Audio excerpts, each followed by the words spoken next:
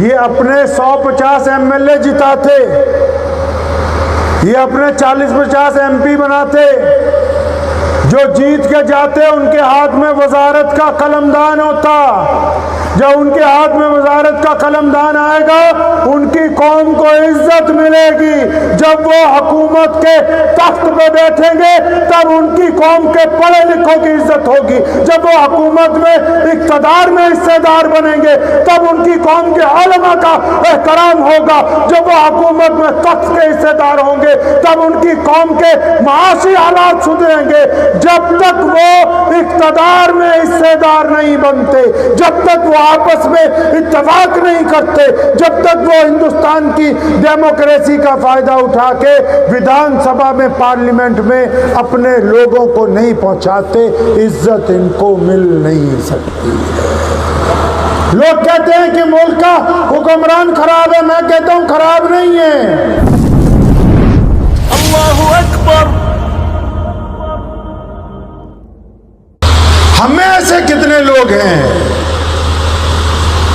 جو رسول اللہ صلی اللہ علیہ وسلم کے وعدے کی پاسداری کرتے ہیں؟ ہمارے پاس ایسا کون سا دین موجود ہے؟ ہمارے پاس اب دکھاوا رہ گیا ہے اور کچھ نہیں بچا۔ لوگ کہتے ہیں کہ ملک کا حکمران خراب ہے، میں کہتا ہوں خراب نہیں ہے، ہمارے اعمال خراب ہیں۔ ہم نے اتحاد اور اتفاق کی دولت کو چھوڑ دیا، ہمارے دانشوروں نے اسلام کے طرز عمل کو چھوڑ دیا، ہمارے بڑوں نے اسلام کو چھوڑ کے مصلحت پسندی کو اپنا شیوا بنا لیا۔ اب جو راستہ دائیں بائیں تلاش کرتے ہوں ان کو دنیا میں بھی مار کھانی ہوگی، آخرت میں بھی مار کھانی۔ مہمان بہت ہیں آج ہمارے پاس، لیکن ایک بات آپ کو بتاتا چلوں۔ آج کل ہمارے کچھ دانشوروں کو یہ مغالطہ ہے کہ ہم تعلیم کے لحاظ سے پیچھے ہیں، اس لیے ہماری عزت نہیں ہے۔ تعلیم عزت دلوا سکتی ہے، اچھا اگر تعلیم عزت دلوا سکتی ہے تو یہ جو پڑھے لکھے لوگ ہیں یہ نوکر کیوں بنے ہیں بھائی؟ اگر تعلیم نے ہی صرف عزت دلوانی ہے تو جو بڑے بڑے منتری بنا تعلیم کے بنتے ہیں، بڑے بڑے افسر ان کے آگے ہاتھ جوڑ کے کیوں کھڑے ہوتے ہیں بھائی؟ یہ ٹاٹا برلا جو ہے آکسفورڈ کا پڑھا ہوا تو نہیں ہے، اس کی کمپنی میں کتنے MBA کتنے بڑے بڑے MD ملازم لگے ہوئے ہیں، کیا تعلیم ان کو عزت نہیں دلوا سکتی؟ ہمارے دانشور نے ہمیں کہا کہ تعلیم عزت دلوائے گی، اس نے ہمیں جھوٹ بولا، ہم سے دغا کیا ہے، بے ایمانی کی ہے اس نے۔ اگر تعلیم ہی صرف عزت دلوا دیتی تو یہ افغانستان کے جو بنا پڑھے لکھے لوگ ہیں امریکہ ان کو چھوڑ کے چلا جاتا۔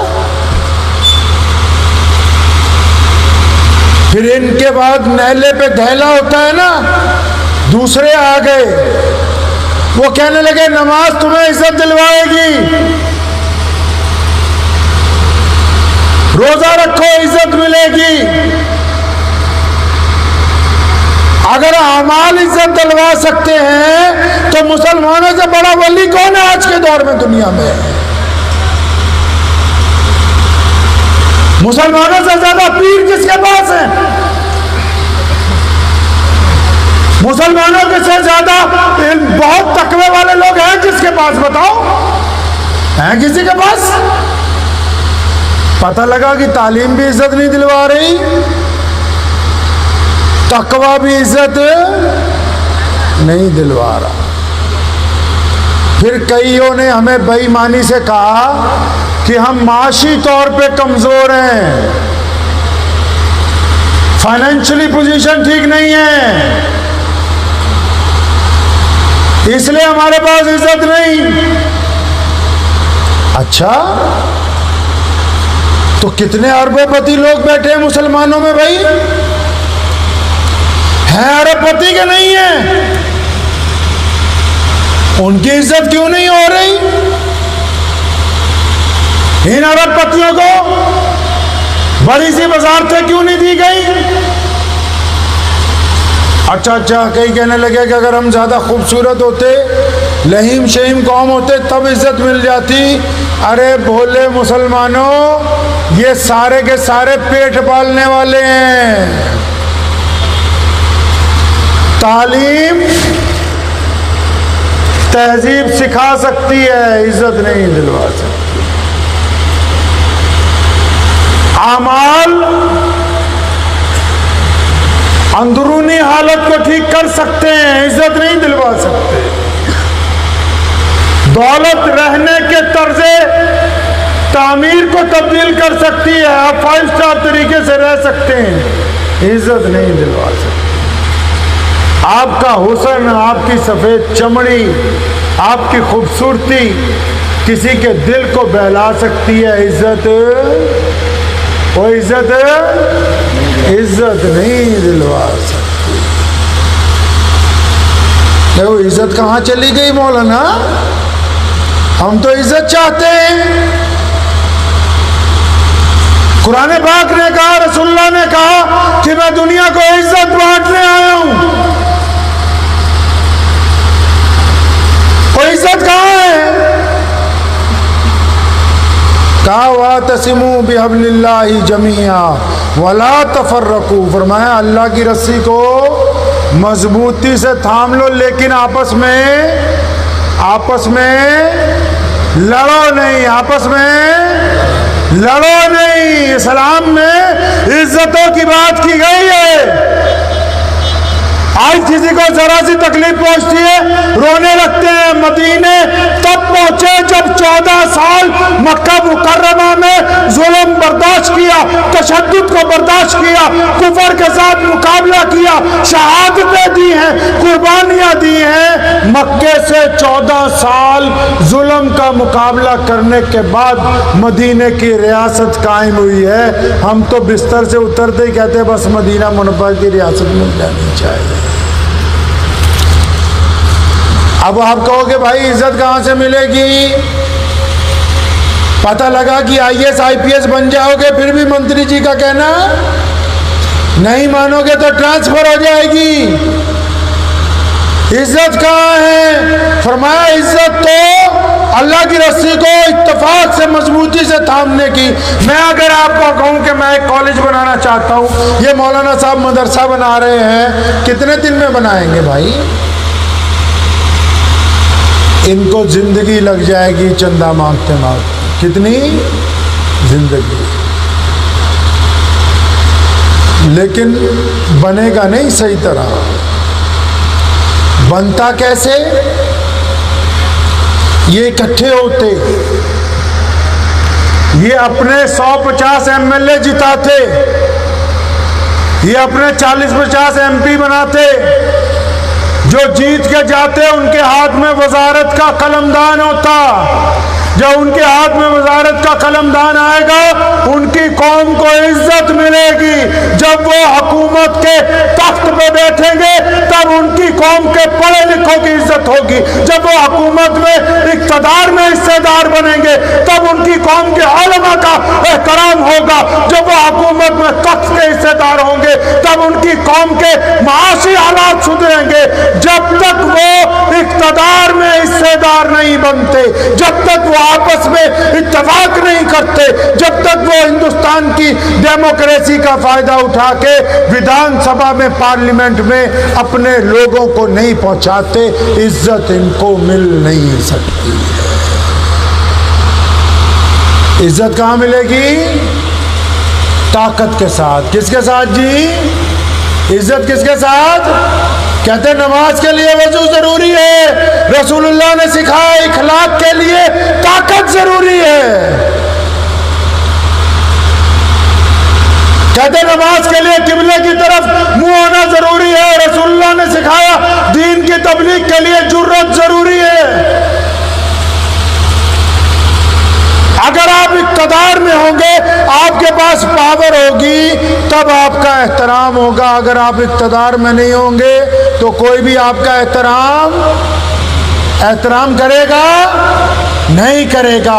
رسول اللہ صلی اللہ علیہ وسلم نے شمشیر اس لیے پکڑائی، فرمایا قرآن میں وَإِدُّوا لَهُم مَّا اسْتَطَعْتُم مِّن قُوَّةٍ، فرمایا تیاری رکھو سامان جنگ کی، کس لیے؟ کسی کو مارنا ہے کیا؟ نہیں۔ کسی کو دھمکانا ہے؟ نہیں۔ فرمایا کسی کا نقصان پہنچانا ہے؟ نہیں۔ فرمایا اس لیے تم طاقتور رہو تاکہ دوسرے لوگ تمہیں نقصان نہ پہنچا سکے۔ لوگ بیٹھ کے اسلام کے فلسفے کو بدل رہے ہیں۔ آج کا بڑا سرکاری ملا اسلام کے فلسفے کو بدل رہا ہے۔ میں اکثر لوگوں کو پوچھتا ہوں، میرے باپ کے جنازے میں لاکھوں لوگ آئے، میں نے بہتوں کو جو تعزیت کے لیے روز آتے ہیں، میں پوچھتا ہوں یہ تو بتاؤ یہ نماز کیوں پڑھتے ہیں ہم؟ یہ سمجھاؤ تو صحیح کہ یہ 5 نمازیں کیوں ہو رہی ہیں مسجد میں؟ میں تو ان مولویوں سے بہت دفعہ پوچھا، مجھے تو بار بار کہتے ہیں عثمان بھائی تہجد کی نماز سب سے اچھی ہے۔ میں نے کہا تہجد کے لیے امام نہیں چاہیے، تہجد کے لیے تو مسجد نہیں چاہیے، تہجد کے لیے تو اذان نہیں چاہیے، پھر یہ 5 نمازوں کے لیے ہم اتنا اہتمام کیوں کرتے ہیں؟ تو یہ جواب کون دے گے؟ رسول اللہ صلی اللہ علیہ وسلم دے گے۔ 5 نمازیں مسجد میں کس لیے؟ عبادت کے لیے؟ بالکل نہیں۔ اللہ کو راضی کرنے کے لیے یہ بات نہیں ہے۔ قرآن نے کہا کہ تم میں ان میں فرق نماز ہے۔ رسول اللہ نے کہا نماز اس لیے پڑھا رہے مسجد میں تاکہ اذان کے بعد تم مسجد میں آؤ۔ کیوں مسجد میں آئے؟ فرمایا تاکہ کندھے سے کندھا جوڑ کے نماز پڑھو۔ کندھے سے کندھا کیوں جوڑ لیں؟ تاکہ تمہارے دل مل جائیں۔ دل ملنے سے کیا ہوگا؟ فرمایا ایک طاقتور معاشرہ جنم لے گا۔ اب جن مسجدوں میں نمازیوں کو ایک دوسرے سے مطلب نہ ہو، جن مسجدوں میں نمازی ایک دوسرے کا دکھ درد نہ بانٹتے ہوں، جن مسجدوں میں بیواؤں کی خبر گیری کی گفتگو نہ ہوتی ہو، جن مسجدوں میں یتیموں کی پرسان حال کا انتظام نہ ہوتا ہو، جن مسجدوں میں مظلوم کی آواز پر لبیک نہ کہی جاتی ہو، پھر اس کا مطلب مسجد کے حکم سے باہر نکل گئی نا۔ مسجد کے حکم سے باہر چلی گئی۔ رسول اللہ کی مسجد میں تو سب کچھ ہے۔ رسول اللہ کی مسجد میں یتیموں کے لیے کھانا ہے، رسول اللہ کی مسجد میں مظلوموں کے لیے مدد ہے، رسول اللہ کی مسجد میں مسافروں کے لیے سواریاں ہیں، رسول اللہ کی مسجد میں دکھی دلوں کے لیے راحت کا سامان ہے۔ ہماری مسجد کے اندر کیا ہے بھائی؟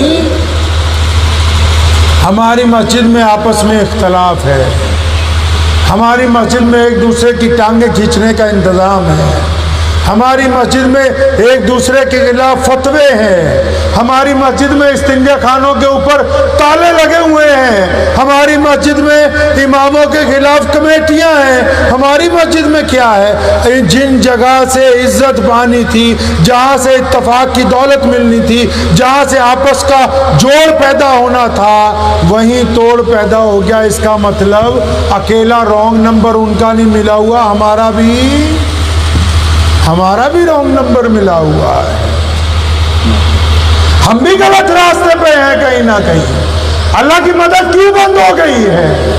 کیا وجہ ہے کہ اللہ کی نصرت ہم تک نہیں پہنچ رہی؟ جن کو لوگ جاہل کہتے ہیں، جن کو کہتے ہیں اوجھل ہیں، ان کو امریکہ کہتا ہے کہ تم تو دیش بھکت بن گئے ہو، ہم پورا دیش تمہارے حوالے کرنے کے لیے تیار ہیں۔ اور جو جبے کبے والے مولوی ہیں، میں تو اکثر کہا کرتا ہوں، کئی بڑے مولانا مجھ سے ناراض ہو گئے، میں کہا جو بڑے بڑے مولوی رکھے جبے کبوں والے، یہ صرف جلسوں کے لیے رکھے ہوئے ہیں؟ یہ ہاتھ چوم کے بس 500 روپے کا مسافہ کے لیے؟ جب تمہیں تکلیف پہنچے یہ نہ آئے، جب آپ کو دکھ درد ہو یہ پوچھے نہیں۔ اگر صرف رشتہ جلسے سے سامعین تک کا ہے پھر تو کوئی بات نہیں، اگر رشتہ لا الہ الا اللہ محمد الرسول اللہ ہے تو ہر لمحہ ہمیں ایک دوسرے کا ساتھ دینا ہوگا، ہر لمحہ ایک دوسرے کا ساتھ دینا۔ اپنے وتیرے کو بدلیں گے جی انشاءاللہ۔ مجھے امید ہے کہ آپ کو یہ ویڈیو پسند آئی ہوگی۔ اگر پسند آئی ہو تو یہ آپ اپنے دوستوں کے ساتھ شیئر کریں اور اس چینل کو سبسکرائب ضرور کریں۔